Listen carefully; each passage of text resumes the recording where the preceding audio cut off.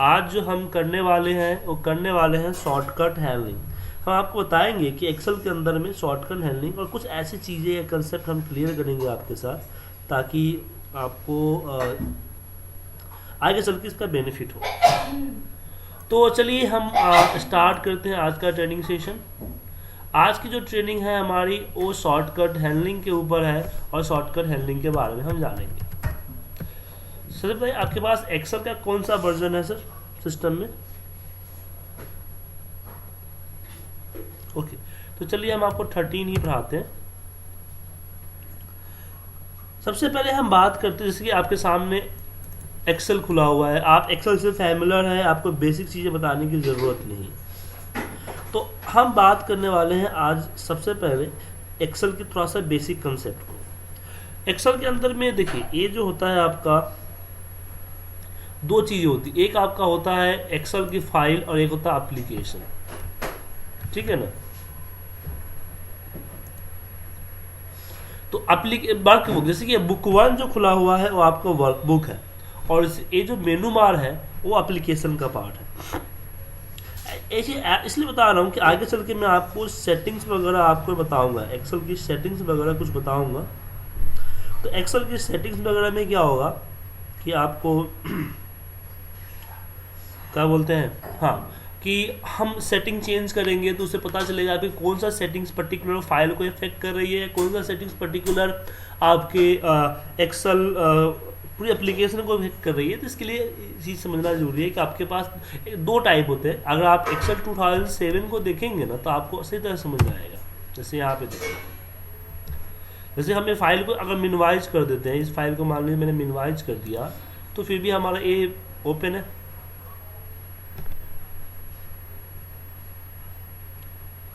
ठीक है। तो ये आपका एप्लीकेशन है और इसके अंदर फाइल है, और इससे पता चलेगा कि आपके फाइल में क्लोज और एक एग्जिट एक्सेल का ऑप्शन होता है। क्लोज एक पर्टिकुलर फाइल को क्लोज करता है और एग्जिट एक्सेल क्या करता है, पूरी की पूरी एप्लीकेशन को एग्जिट करता है। तो उसी चीज़ के यहाँ पे हम आपको बता रहे थे। अब बात करते हैं लिमिटेशंस की, कि एक्सेल के अंदर की लिमिटेशंस के बारे में जानना है। तो लिमिटेशन से मतलब ये नहीं है कि कितने रो और कितने कॉलम हैं, या फिर ये नहीं है कि इसके अंदर में कितने ये है। मतलब हर एक लिमिटेशन के बारे में जानना चाहते हैं कि हम कितने रो कितने कॉलम, हम कॉलम में कितना बड़ा कर सकते हैं, या एक सेल में हम कितना कैरेक्टर टाइप कर सकते हैं, कितने नंबर ऑफ शीट्स हैं, ये एवरीथिंग हम यहाँ पे जानना चाहते हैं। तो इसके लिए हम यूज करते हैं एक्सेल का लिमिटेशंस पार्ट को। तो एक्सेल की लिमिटेशन हमें कहाँ मिलेगी? तो उसके लिए आप कीबोर्ड का F1 प्रेस कीजिए। F1 क्या होता है, हेल्प के लिए होता है, या फिर हेल्प का आइकन यहाँ पे बना होता है, ये क्वेश्चन मार्क, इस पे प्रेस कीजिए, और इसमें जहाँ पे सर्च है वहाँ पे सर्च कीजिए लिमिट्स। लिमिट सर्च कीजिए, लिमिट सर्च कीजिए।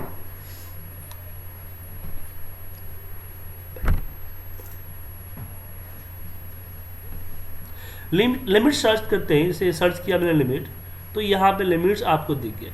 तो कहने का मतलब ये है कि अगर एक Excel application, not Excel application, किसी भी एप्लीकेशन जो कि Word, MS Office, PowerPoint, उसके बारे में कुछ जानना है आपको, तो उसके लिए उसका हेल्प होता है। हेल्प क्या होता है, यूजर मैनुअल। जैसे कि आप मोबाइल फ़ोन खरीदते हैं, उसके साथ यूजर गाइड आता है, इस तरह से हर एप्लीकेशन के साथ उसका हेल्प आता है। तो हेल्प कैसे लाया जाता है? मोस्टली ऑप्शंस में आपका F1 शॉर्टकट होता है। F1 दबाते आपके पास आ जाएगा, या फिर आप अपने एक उस पर्टिकुलर एप्लीकेशन में देखिए, आपको यहाँ दिखिएगा, यहाँ पे कहीं पे दिखिएगा क्वेश्चन मार्क, ये आपका हेल्प के लिए होता है। क्लिक करिएगा, क्लिक करते आपका उसका हेल्प खुल के आ जाएगा। तो जैसे यहाँ पे एक्सेल का हेल्प खुल के आ गया। अब मुझे ढूंढना क्या है, मुझे ढूंढना है कि इस एप्लीकेशन की लिमिट्स क्या है, मतलब कि कौन कितना लिमिट है, कि मैक्सिमम कहाँ तक जा सकता है। तो उसके लिए हम यहाँ पे सर्च करेंगे LIMITS, लिमिट्स, एंटर मारेंगे। यहाँ पे ये सर्च रिजल्ट आए, कोई भी सर्च करते हैं उसका रिजल्ट आता है। तो इसमें हम पढ़ेंगे तो हमने देखा यहाँ पे एक्सेल स्पेसिफिकेशंस और लिमिट्स ऊपर लिखा हुआ है, ठीक है। तो इसी पे क्लिक करते हैं, क्लिक करते यहाँ पे आपके हर एक ऑप्शंस का लिमिट्स पता चल गया कि ओपन वर्कबुक, जैसे एक फाइल है ओपन है, यहाँ पे 2 फाइल मैंने ओपन कर रखा है, ऐसे कितने फाइल हम ओपन कर सकते हैं। तो लिमिटेशन क्या कहती है, लिमिटेशन करती है limited by available memory and system resource. अब यहाँ पे ध्यान रखिए कि एक्सेल के अंदर में, नॉट एक्सेल, कंप्यूटर के अंदर में कोई चीज़ अनलिमिटेड नहीं होती है, हर एक चीज़ की लिमिट है। क्यों? क्योंकि जैसे कि आप भी जानते हैं, हम भी, सिंपल से एक मेथड है कि अगर हम कंप्यूटर में कुछ भी परफॉर्म करते हैं, जैसे हमने ए लिखा, तो हमारे हार्ड डिस्क जो इसका मेमोरी है, हार्ड डिस्क रैम पे कोई ना कोई थोड़ा थोड़ा छोटा ना छोटा स्पेस कैप्चर किया है, एक जगह कैप्चर किया है। और प्रॉब्लम ये है कि हमारा हार्ड डिस्क भी लिमिटेड है, जैसे कि 300 GB, 400 GB, 500 GB, 100 GB limited hard disk है, रैम भी लिमिटेड है, तो कभी ना कभी तो सिस्टम भरेगा। लेकिन यहाँ पे इसीलिए बोला है कि लिमिट अवेलेबल, लिमिट डिफाइंड नहीं है कि एक बार में आप कितने फाइल खोल सकते हो, वो डिपेंड करता है आपके सिस्टम की कैपेसिटी पे। सेम ऐसे ही कि सीट इन वर्कबुक की एक तो फाइल होगी, फाइल के अंदर में सीट्स होते हैं, जैसे 3-4 सीट्स है ना, ये सीट्स होते हैं। ऐसे कितने सीट आप यहाँ से ऐड कर सकते हैं, प्लस के साइन बनाए से हम ऐड कर सकते हैं, कितने ऐसे सीट और ऐड कर सकते हैं। तो उसके लिए भी यहाँ पे क्या है, यहाँ पे लिखा हुआ है लिमिटेड बाय अवेलेबल मेमोरी, इसके भी आपको नहीं है। उसी तरह से कि वर्कशीट की साइज, कितने रो और कितने कॉलम है, मतलब कि कितने रो है और कितने कॉलम है, तो इसे यहाँ पे दिया हुआ है। कॉलम की विड्थ, मतलब कि कॉलम को यहाँ से लेके आप कितना बड़ा कर सकते हैं। जैसे कुछ लिखते हैं हम यहाँ पे, तो कुछ लिखते समय हमारा कॉलम से बाहर चला गया, तो इसको ऊपर कॉलम पकड़ के घिस देते हैं तो इसके अंदर आ जाता है। तो इसके कॉलम को कितना बड़ा कर सकते हैं, तो इसका भी यहाँ पे लिमिट डिफाइन है 255 कैरेक्टर। जैसे आप हम ड्रैग करते हैं तो इसकी साइज यहाँ पे दिखता है, दिख रहा है साइज। तो ऐसे कितना बड़ा कर सकते हैं, तो एक बार इस लिमिटेशन को आप पढ़ लीजिएगा। अब यहाँ पे सौरभ जी एक क्वेश्चन उठ के आता है कि हमें क्या जरूरत है इस लिमिटेशंस को जानने की, हमें क्या मतलब है कि कॉलम कितना बड़ा होगा या रो कितना बड़ा होगा। जितना बड़ा होना है हो जाएगा, बात सही है, लिमिटेशन जानने की कोई ज़रूरत नहीं है। लेकिन जब आप VBA प्रोग्रामिंग यूज करोगे वहाँ पे लिमिटेशन जानने की ज़रूरत पड़ेगी। अभी आपको कॉलम बड़ा करना है तो क्या करोगे, माउस से पकड़ खींच देते हो, जितना बड़ा होगा बढ़ जाएगा। लेकिन जब हम प्रोग्रामिंग के जरिए इसको बड़ा करेंगे तो हमको लिखना पड़ेगा कैरेक्टर में कि range A/A dot column width equal to एक पर्टिकुलर नंबर से 500, 300, 200। तो अगर हमें मान लीजिए बहुत कॉलम बड़ा चाहिए, हमने ऐसा नंबर डाल दिया जो कि इसके लिमिटेशन से बाहर है, तो एरर आएगा। या फिर हम यहाँ पे कोई भी कैरेक्टर लिखते हैं, जैसे हमने सुजीत लिखा तो 6 डिजिट का है, ऐसे बहुत बड़ा अगर टेक्स्ट लिख दिए तो क्या हुआ, वो टेक्स्ट नहीं दिखेगा। क्यों नहीं दिखेगा, क्योंकि एक सेल में कितना कैरेक्टर टाइप करना है इसकी भी लिमिटेशन है। 32,767, 6 सुजीत में 6 लेटर थे, ऐसे 32,767 कैरेक्टर एक सेल के अंदर टाइप कर सकते हैं। अब उससे ज़्यादा हुआ तो अगली सेल में कर लीजिए। तो ये आपका खाना है, एक एक अलग अलग सेल है। हर सेल का एड्रेस होता है जो ऊपर दिखता है A3, मतलब एक कॉलम तीसरा नंबर रो, इसका एड्रेस हो गया A3। ठीक है सर, समझ में आया। अब बात करते हैं एक्सेल की हेल्प की। अगर मान लीजिए कि अगर मान लीजिए कि आपको मैंने ट्रेनिंग पूरा दे दिया, कभी कभी क्या होता है कुछ चीज़ें हम भूल जाते हैं कि इसका काम क्या है, और उसके बारे में अगर थोड़ा पता चल जाए तो हमें आइडिया हो जाता है। ठीक है ना सर।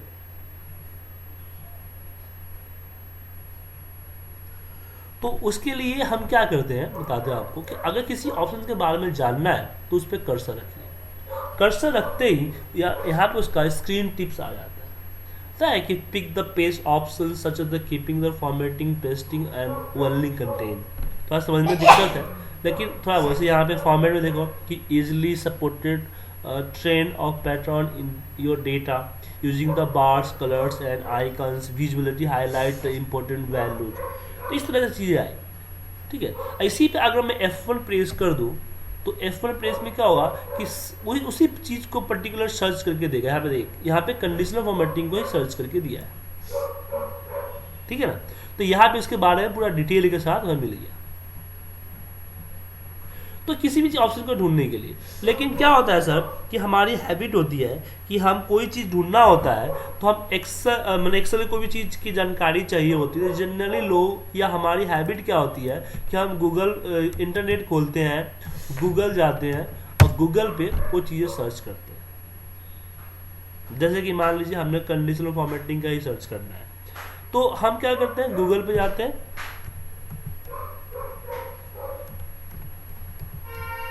कंडीशनल फॉर्मेटिंग लिखते हैं यहाँ पे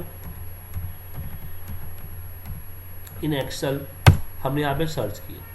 तो सर्च करने पे इस तरह के बहुत सारे ऑप्शन आ गए। अब एक है सर्च रिजल्ट्स है, तो जिसके बारे में इस पर क्लिक करेंगे उसका खुलेगा। तो यहाँ पे प्रॉब्लम ये आती है कि जो आपके इंटरनेट पे जो यहाँ पे ये जो चीज़ मैं इसलिए बता रहा हूँ कि इंटरनेट पे जो चीज़ें आपको दिख रही है, जो सर्च रिजल्ट आया हुआ है, इस पर क्लिक करने उसकी इंफॉर्मेशन आपको मिलेगी, वो इंफॉर्मेशन 100% सही होगा इसकी कोई गारंटी नहीं। क्यों? क्योंकि यहाँ पे किसने बनाया है, यहाँ पे उन्होंने बनाया है जिसने हम जैसे आप जैसे लोगों ने यहाँ पे डाल दिया है अपने वेबसाइट में, अपने ब्लॉग पे।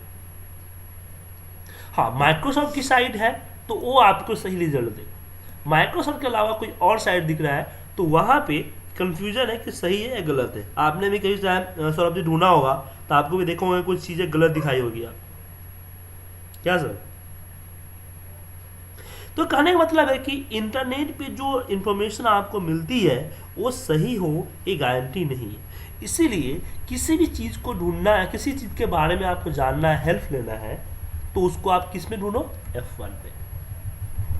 F1 में चीज़ें आपको हर चीज़ सही मिलेगी कि यहाँ पे जो डला हुआ है, एक तो उन्होंने डाला है जिन्होंने एक्सेल बनाया है। क्योंकि जब भी कोई प्राइमरी प्रोग्रामर हो, जब भी मैं प्रोग्राम बनाता हूँ तो मैं दो चीज़ मेंटेन करता हूँ, एक प्रोग्रामर गाइड, एक यूजर गाइड।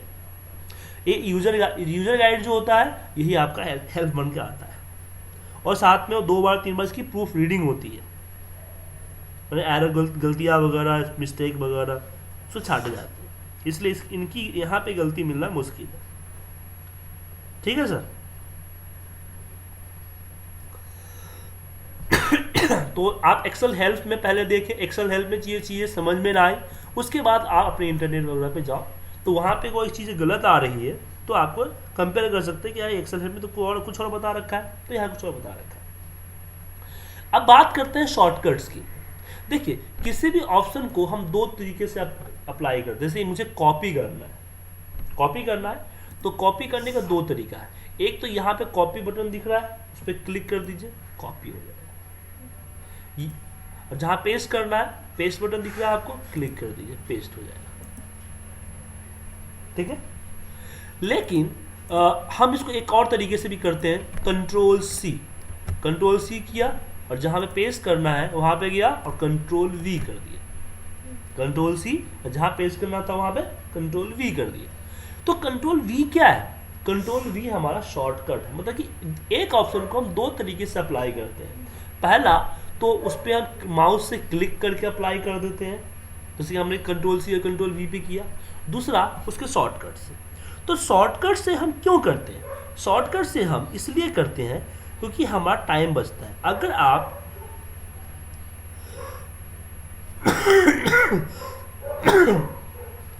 माउस से काम करने के बजाय पूरा काम अगर आप कीबोर्ड शॉर्टकट से करें तो आपका स्पीड जो है माउस के अपेक्षा कीबोर्ड का 30% बढ़ जाएगा। मतलब कि कोई काम माउस से आप 1 घंटे में करते हो तो कीबोर्ड से आप 45 मिनट में कर लोगे, मतलब 15 मिनट आपका बच जाएगा। या दूसरा चीज़, आप अगर इंटरव्यू में जाते हो, आप पूरा काम कीबोर्ड से करते हो, कीबोर्ड पे स्पीडली काम करते हो, तो एक तरह से अलग इंप्रेशन बनता है और कोई भी देख के बोलेगा क्योंकि इनके पास एक्सपीरियंस है। क्योंकि कीबोर्ड का जो ये है आपका क्या बोलते हैं, कीबोर्ड का जो राइट्स है वो काफ़ी टाइम बाद मिलता है। काफ़ी प्रैक्टिस करने के बाद ही मिलता है। ठीक है सर।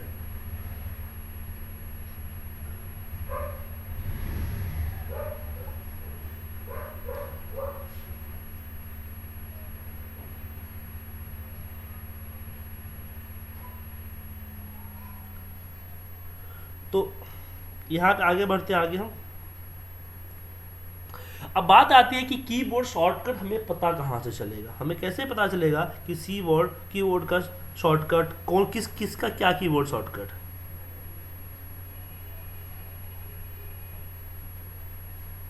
ठीक है ना।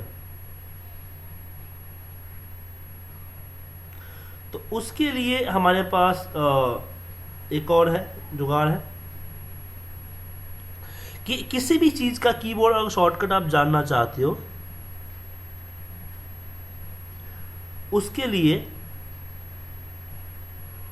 आपको उस पर कर्सर रख दीजिए। या कंट्रोल वी आ गया या कंट्रोल सी, मतलब कि अगर मैं कर्सर पे जाए कंट्रोल सी करूँ या कंट्रोल वी करूँ तो हो जाएगा। तो उसकी इंफॉर्मेशन आपको यहाँ पे दिखाता है। तो जिसका भी अगर आप जानना, जैसे फिल्टर पे जानना है तो मैं फिल्टर पे क्लिक किया तो यहाँ पे फिल्टर का कंट्रोल शिफ्ट एल दिखा रहा है। तो आपको यहाँ पे दिखा देगा कि अगर आप जिसका चाहते हैं कमांड, वो सारा कमांड यहाँ पे दिखा देगा। तो ये आपका ये है। तो बात आती है कि क्या मैं इसको एक एक करके लिखूं तो काफी टाइम लग जाएगा क्या सर। तो कोई ऐसा होना चाहिए जिससे हमारा इजीली हो जाए।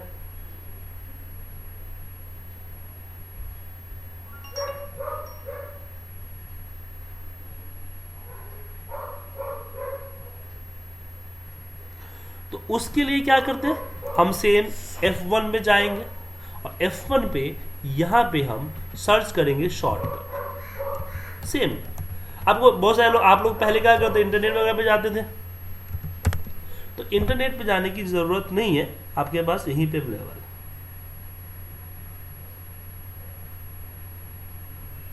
ठीक है सर। चलिए आगे बढ़ते हैं। इसमें देखिए कीबोर्ड शॉर्टकट इन एक्सेल आ गया। ये आपके सारे कीबोर्ड हैं, शॉर्टकट्स हैं। यहाँ पे दिखाए हुए हैं कि कंट्रोल पेज डाउन से क्या होता है, स्विच द बिटवीन शीट्स, मतलब कि अगर हम यहाँ पे सीट 1 पे है, मुझे सीट 2 पे जाना है, तो कंट्रोल पेज डाउन करेंगे। पेज अप करेंगे तो आगे जाएगा, पेज डाउन करेंगे तो पीछे आगे पीछे के लिए। ठीक है ना। यहाँ पे देखिए सीट 8 पे है, अगर हम पेज अप करें सीट 7 पे आ जाएगा, पेज डाउन करें तो अगेन सीट 8 पे आ जाएगा। तो इसी तरह के शॉर्टकट्स यहाँ पे दिए हुए हैं, आप इसको अच्छी तरीके से पढ़ लीजिएगा, अप्लाई करने की कोशिश कीजिएगा। अब इसको रट्टा मारने से ये नहीं समझ में आएगा सर। आप चाहोगे कि मैं इसको रट्टा मार लूँ, तो ये रट्टा मारने से आपको समझ में नहीं आएगा। क्या बोलते हैं सर। तो कैसे कैसे पता कैसे किस तरह से समझ में आएगा आपको।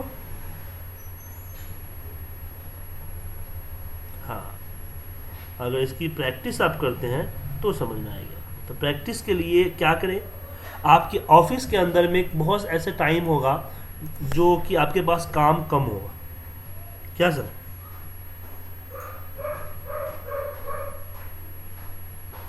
हाँ, मतलब कहने मतलब है कि काम आपके ऑफिस में ऐसा ऐसा टाइम होगा जहाँ पे आपके काम कम होंगे। हाँ, तो जब यहाँ पे काम होंगे तो उसका कोई डेडलाइन नहीं है कि आपको आधे घंटे में भेजना है या 1 घंटे में भेजना है। तो उस समय आप डिसाइड कर लीजिए कि आप पूरा काम जो भी पूरा काम करेंगे वो पूरा काम करेंगे किससे, कीबोर्ड से। आप एक्सेल बिल्कुल यूज नहीं करेंगे, सॉरी ये माउस बिल्कुल यूज नहीं करेंगे। तो कुछ समय में आपको थोड़ा सा शुरुआत में दिक्कत होगी, फिर धीरे धीरे जो है ना आपको प्रैक्टिस हो जाएगा। ठीक है सर। लेकिन एक दिक्कत है, मैंने आपको सलाह तो दे दिया कि आप माउस बिल्कुल यूज ना करें, लेकिन एक दिक्कत होगा। क्या दिक्कत होगा कि आपको हर काम कीबोर्ड से नहीं हो सकता। हर काम कीबोर्ड से, आपको कलर अप्लाई करना है तो कलर अप्लाई करने के लिए शॉर्टकट अवेलेबल नहीं है, कर्सर डायरेक्ट शॉर्टकट यहाँ अवेलेबल नहीं है। कर्सर रखते शॉर्टकट नहीं दिख रहा है तो शॉर्टकट यहाँ पे अवेलेबल नहीं है। तो ऐसे ऑप्शन जिसके शॉर्टकट अवेलेबल नहीं है या फिर हम भूल गए, ठीक है ना, ऐसे शॉर्टकट्स जिसे हम भूल गए, उसके लिए हम क्या करते हैं, उसके लिए हम यहाँ पे हम ऑल्ट की ऑल्ट की प्रेस करते हैं। जैसे ऑल्ट की प्रेस करते हैं आप देखिएगा ऊपर मेनू बार में एक कैरेक्टर हाईलाइट हो गया,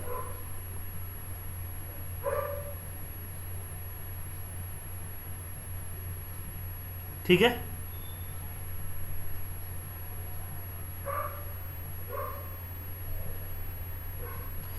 तो ये क्या है, ये आपके शॉर्टकट, ये आपके शॉर्टकट है। अगर मैं एक क्या कलर अप्लाई करना है, कलर किसके अंदर में, होम के अंदर में, तो मैं एच दबाऊंगा, एच दबाते ही होम आ गया। होम के अंदर में इस कलर के सामने क्या है, एच है, वापस एच दबाऊंगा और जो कलर चाहिए वो कलर सिलेक्ट करके एंटर मार दूंगा, ठीक है। अप्लाई हो गया। उस तरह से बॉर्डर अप्लाई करना है, मतलब कि लाइनिंग का कलर चेंज करना है, लाइनिंग प्रिंट में नहीं आता है तो वापस अल्ट एच, बॉर्डर होम में है इसलिए एच दबाऊंगा एंड यहाँ पे बी फॉर बॉर्डर। कौन सा बॉर्डर चाहिए, मुझे ऑल बॉर्डर चाहिए, तो ऑल बॉर्डर की क्या है, ए है, ए दबा दिया।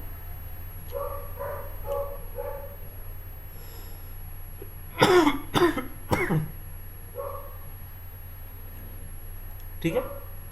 उस तरह से और भी ऑप्शंस है, जैसे इंसर्ट के कुछ ऑप्शन है तो ऑल्ट दबाइए, इंसर्ट के लिए आई पे चले जाइए, सॉरी माफ कीजिए इंसर्ट आई नहीं था, आई पिछले 2013 का है।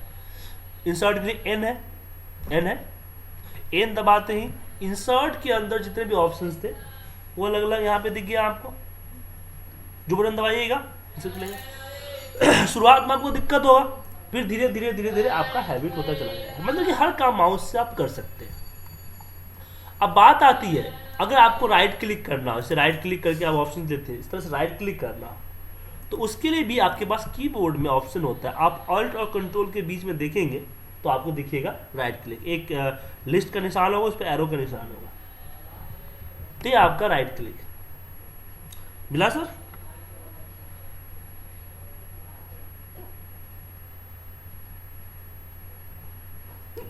ओके, अब यहाँ पे एक चीज आती है कि जो मेनू, जितने मेनू बार दिख रहे हैं, जितने भी ऑप्शन दिखे हुए हैं, हर चीज में एक चीज कॉमन है। कॉमन क्या है कि किसी न किसी कैरेक्टर के नीचे अंडरलाइन है, तो टी के नीचे अंडरलाइन है,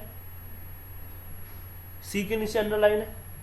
ये क्या है, ये आपका शॉर्टकट है। मुझे मान लो फॉर्मेट सेल पे क्लिक करना है तो मुझे कर्सर लेके या फिर एक एक एरो की नीचे करके करने की जरूरत नहीं है। इसके नीचे जो है क्या बोलते हैं, अंडरलाइन एफ के नीचे है, एफ इसका शॉर्टकट है। मैं कीबोर्ड का एफ दबाऊंगा, एफ दबाने के बाद दबाते क्या होगा, इसका फॉर्मेट से खुल के आ जाएगा, ठीक है। अगर मैं यहाँ पे टैब मारूं तो टैब मारते ही इसके अंदर चला जाऊंगा,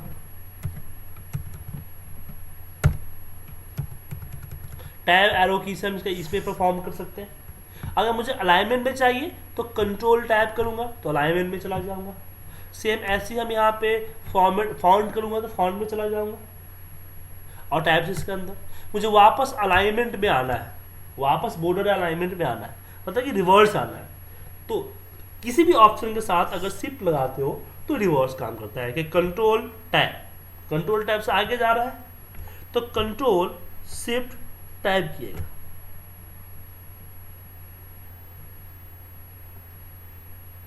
ठीक है। तो बॉर्डर आ गया, फॉन्ट आ गया, इस तरह से हम आगे बढ़ सकते हैं। तो कंट्रोल शिफ्ट टैब इसका यूज कर सकते हो आप, ठीक है सर।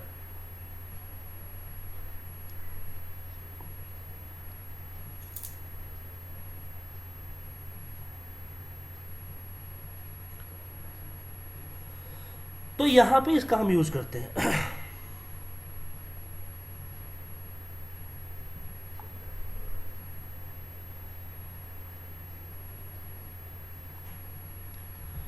अब बात आती है कि एरो की मूव करते हैं आप, तो एरो की मूव करने के लिए एरो की यूज करते हैं कर्सर मूव करने के लिए। अगर डाउन के लिए डाउन एरो की, अप के लिए अप एरो की, लेफ्ट राइट, ठीक है। लेकिन कभी मान लीजिए कि ये एरो की आपका खराब हो गया, एरो की खराब हो गई,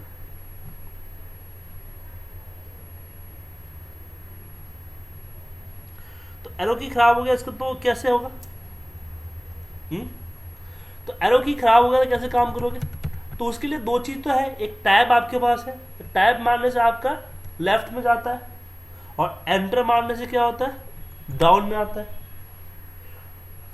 तो हम बताया आपको शिफ्ट हमेशा रिवर्स काम करता है। अगर मैं शिफ्ट टैब करूं तो क्या होगा, रिवर्स आएगा लेफ्ट राइट की तरफ, और एंटर मारूंगा तो क्या होगा, डाउन होता है, और शिफ्ट एंटर मारूंगा तो अप जाएगा। तो इसका यूज कर सकते हो। दूसरा कि कभी आपके मान लीजिए कीबोर्ड ही खराब हो गया, कीबोर्ड वर्क नहीं कर रहा है, या कोई कीबोर्ड है, कोई की वर्क नहीं कर रहा है, कभी प्रॉब्लम हो गई है, तो उस केस में आपके पास आपके सिस्टम में एक होता है ऑन स्क्रीन कीबोर्ड। आप स्टार्ट बटन दबाएंगे तो आपके पास जो मेनू बार खुल के आएगा उसमें सर्च कर लीजिए ऑन स्क्रीन कीबोर्ड। ये आप माउस से टाइप कर सकते हैं, इसको हम वर्चुअल कीबोर्ड भी कहते हैं।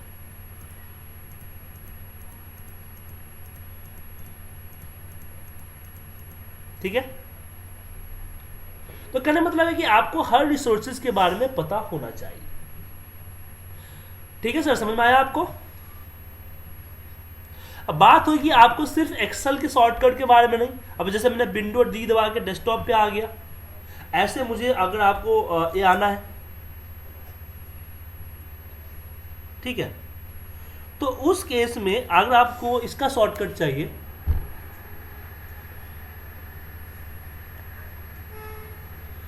तो डेस्कटॉप का कीबोर्ड, मतलब कि आपको किसी अदर एप्लीकेशन का कीबोर्ड चाहिए, तो एज ए डेस्कटॉप का मैं विंडो का कीबोर्ड चाहिए कि हम फाइलों कैसे रीनेम करें, हम माई डॉक्यूमेंट में कैसे जाए, हम माई कंप्यूटर में कैसे जाए।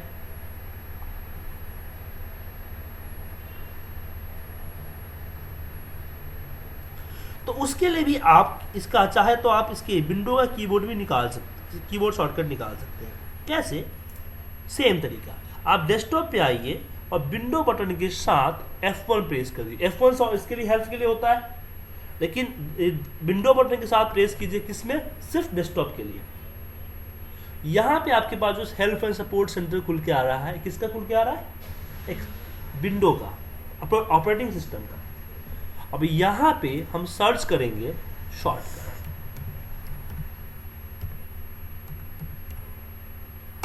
तो यहाँ पे शॉर्टकट्स आ रहे हैं, तो किसके आ रहे हैं, कीबोर्ड शॉर्टकट।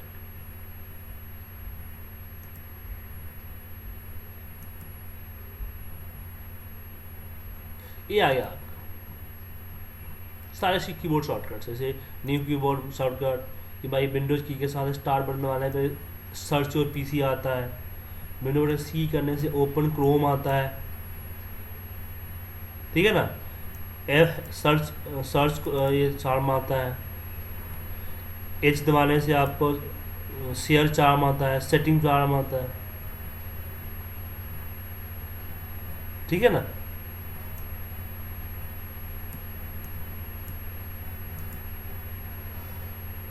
तो इस तरह से यूज कर सकते हैं। ये हो गया आपका, कोई डाउट सर इसमें?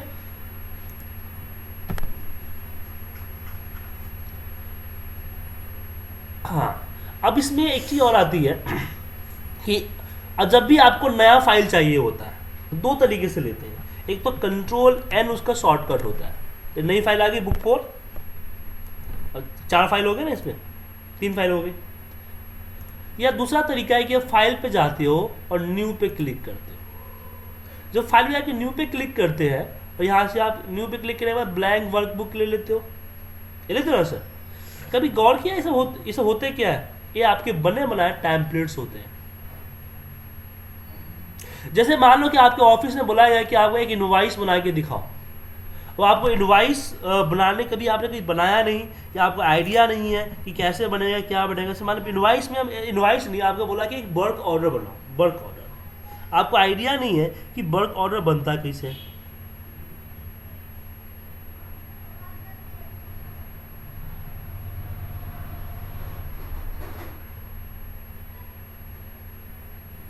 ठीक है ना।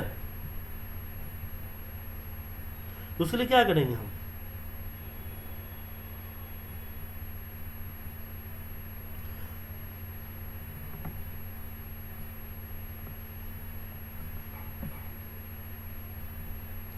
उसके लिए आप यहाँ पे इनवाइस पे क्लिक कीजिए। इनवाइस पे क्लिक जैसे हमने किया, क्लिक करते यहाँ पे इनवाइस के टाइप्स आ गया। जैसे ऑर्डर आया ना, इसी में आपको वर्क ऑर्डर में नीचे दिखेगा, वर्क ऑर्डर आया, वर्क ऑर्डर पे देखिए वर्क ऑर्डर आएगा। बस क्लिक करके आपको क्रिएट करना है। लेकिन इसके लिए आपके सिस्टम में इंटरनेट की फैसिलिटी होना चाहिए। अब इसमें अपना अपना ये चेंज कर लो, कंपनी का लोगो, कंपनी का नाम, नेम वगैरह चेंज कर लो, अपना जो डालना है डाल दो, बन गया वर्क ऑर्डर। तो इसी तरह से आप यहाँ से ले सकते हो, इसको बोलते हैं टैम्पलेट। तो आप खुद के टैम्पलेट भी बना सकते हो। आप ऑफिस में रिपोर्ट बनाने के लिए क्या करते हैं सर, कल की फाइल को ओपन करते हैं, कल जो रिपोर्ट बनाया था उसको सेव एज करते हैं आज के नाम से, फिर उसका डेटा कल बाई डेटा को क्लीन करते हैं ना, यही प्रोसीजर है।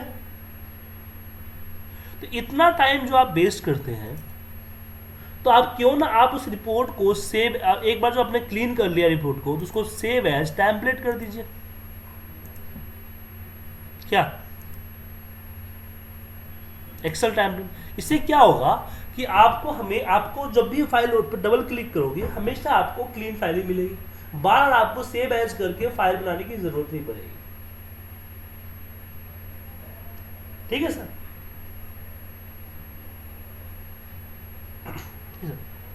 मैं आपको बताता हूँ, मैं इस पे तरीके बताता हूँ। मान लीजिए ना कि मैं एक फाइल हमेशा ओपन रखता हूँ, मैंने मेरा रिपोर्ट बनाने के लिए क्या करता हूँ, हमेशा अपने फाइल को सेव एज करता हूँ। ठीक है सर।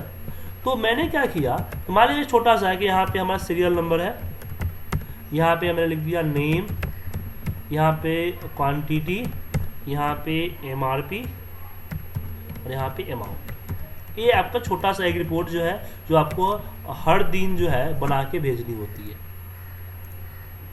ठीक है,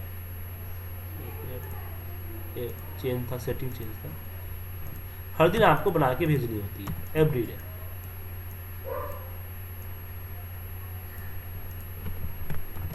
तो मैं एक छोटा सा फॉर्मेट बना देता हूँ, सम का फॉर्मूला लगा दिया, कॉपी किया, पेस्ट और फिर मैंने इसको मल्टीप्लाई किया क्वांटिटी और एमआरपी से, जैसे ठीक है। और इसकी फॉर्मेटिंग कर देता हूँ थोड़ा सा, मैं बॉर्डर अप्लाई कर दिया, इसको बोल्ड करना है तो कंट्रोल बी या फिर इस पर क्लिक कर दिया, बोल्ड। ठीक है ना सर। सेंटर करना है तो सेंटर कर दिया, इसको भी बोल्ड कर देते हैं और इसको कलर अप्लाई कर देते हैं। ठीक है, ये आपका बन गया। अब मुझे क्या है कि हर दिन क्या करना होता है, ये 3 कॉलम को फिल करना होता है। ठीक है, तो हर दिन क्या करते हैं कि पिछला रिपोर्ट को निकालते हैं, इससे जो पहले से फिल होता है डेटा उसको सेव है, उसको डिलीट करके फिर नया बनाते हैं। हर दिन टाइम लगता है ना सर ये चीज़ें। तो मैंने क्या किया, पहले दिन जब फॉर्मेट बनाया, फिर जब फॉर्मेट बना रहा था तो मैं इसको सेव एज टेम्पलेट कर दिया। क्या कर दिया, टेम्पलेट, एक्सेल टेम्पलेट। डेस्कटॉप पे ही कर देता हूँ, नहीं डेस्कटॉप पे नहीं, डी ड्राइव में करता हूँ।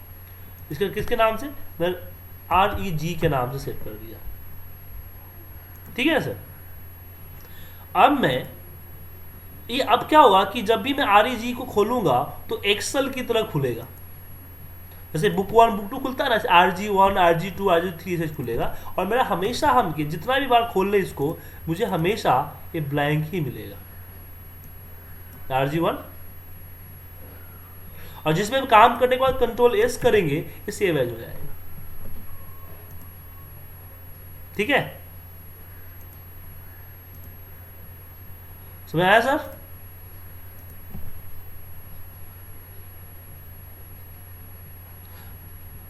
हाँ, उसी को डबल क्लिक ओपन कीजिए ना, डेस्कटॉप पर रख लीजिए। आपको बार बार फाइल्स को सेव एज करके उसको डेटा क्लीन करने का झंझट नहीं होगा, आपका टेम्पलेट कभी भी चेंज नहीं होगा। जैसा था, जैसा आपने सेव किया तो हमेशा आपको ऐसा ही मिलेगा। जैसे मेरे सामने जा ना, हमेशा मुझे ऐसा ही मिलेगा जब भी मैं RG1 को ओपन करूँगा। और एक बार मैं चाहे जितना ओपन कर सकता हूँ। अभी मैं दोबारा RG1 को डबल क्लिक करूँगा ना, तो अभी RG2 ओपन होगा। जैसे एक्सेल नहीं होता है बुक 1, बुक 2, बुक 3, ऐसे यहाँ पे चलता रहेगा।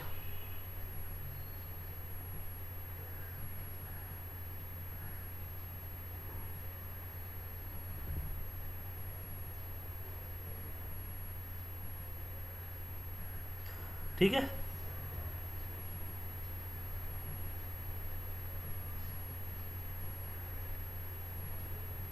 तो समझ आया सर आपको? तो आप अपनी पुरानी रिकॉर्डिंग को पूरा कीजिए, और मैं आपको आज वाली रिकॉर्डिंग भी मेल कर दूंगा, आप उसको देख लीजिएगा। ठीक है सर? हाँ हाँ, हर क्लास आपकी रिकॉर्ड होगी और हर क्लास की रिकॉर्डिंग आपको मिलेगी। इसकी रिकॉर्डिंग मैं सेव कर देता हूँ और आपको भेज देता हूँ। अगर कोई डाउट्स होंगे तो आप मुझे मेरे नंबर पे कॉल कर सकते हैं।